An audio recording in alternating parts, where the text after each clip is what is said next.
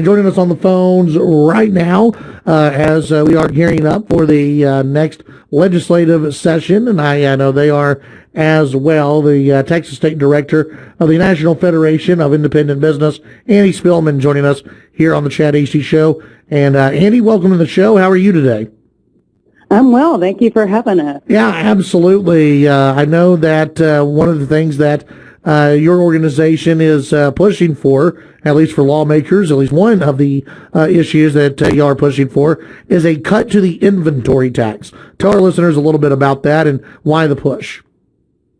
Correct. So, as you said, we represent small business owners across the country and in Texas, and the inventory tax is one of those taxes that hurts most every single small business in this state, and that's because anything that the small business owner has in their business, whether it be furniture or, a mixing bowl to make their cakes to sell to their customers, they have to pay a tax on.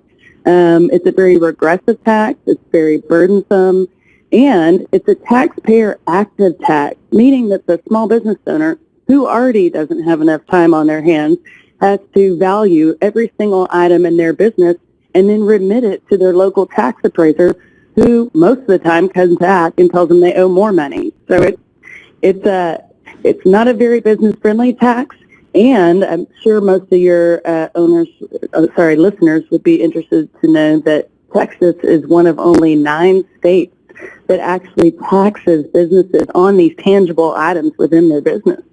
So why have, at least in your opinion, why have the lawmakers not done away with this yet?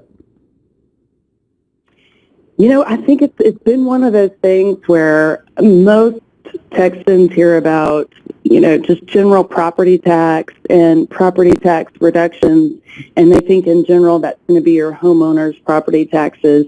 And maybe in general, oh, hey, businesses, they're doing fine. They don't need any tax relief.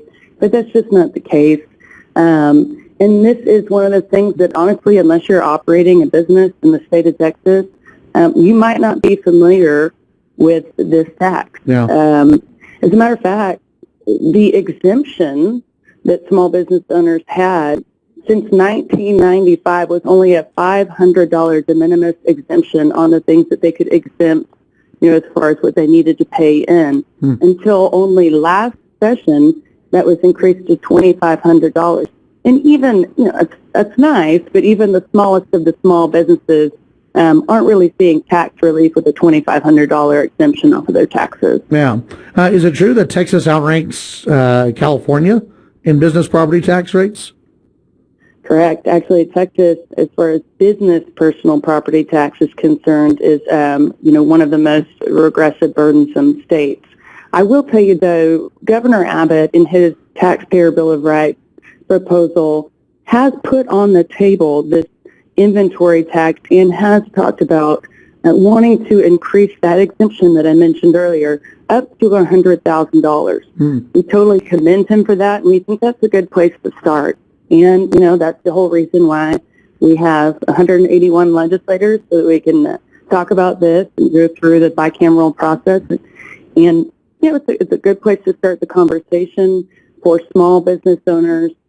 We'd like to see even more work done and potentially a repeal of this inventory tax. We're visiting with Andy Spilman, the state director of NFIB. When it comes to some of these different, we just on a local level, you see a lot of these mom and pop shops that are closing up, and in Abilene, you had last week 2 different distilleries who announced.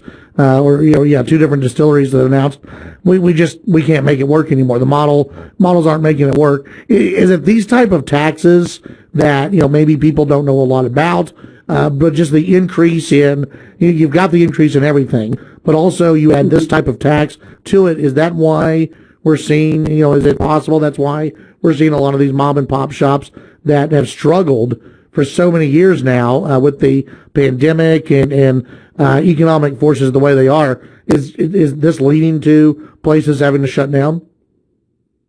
Sure. Well, it's certainly not helping, because every single dollar that goes into the government in the form of taxes or the cost of implementing a regulation is $1 out of the pockets of the people that they employ and ultimately of the customers, right? But yeah, you can't get on the road of recovery if you're continuing to shell money out and you're not getting any money in. Yeah. But as a matter of fact, as we speak, we've polled our members, and 44% of small business owners in the country have said that they're raising compensation right now, and that's without even netting a profit.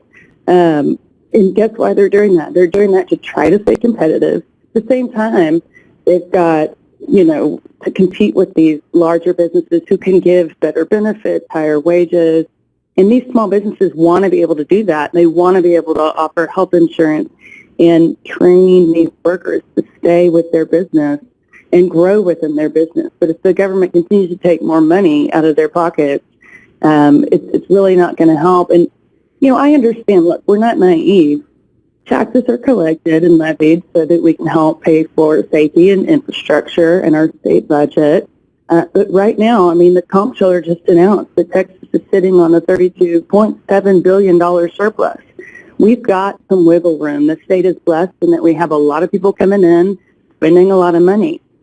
Now, to be frank, this inventory tax is a small piece of the pie, a piece of the business personal property tax, that if we were to either reduce it or repeal it, is not going to put a hole in our Texas budget. Yeah. All right. How can people get more information on this campaign, but also the work that you guys are doing throughout the session and throughout the year? Absolutely. Go to NFIB.com/Texas Tax Cut. And then you can also just go to our state NFIB website and reach me. And look, reach out to your friendly legislators and ask them to help their mom and pop small businesses. You've got some great local representation there in West Texas. So please reach out to us for them, and let's make some good tax relief in Texas. All right. Sounds great. Annie Spilman, thank you so much for joining us today. I'm sure we'll visit again during the session. Thank you. All right. That's Annie Spilman, the Texas State Director on National Federation of Independent Business, joining us here on the Chad Hasty Show. We'll be right back.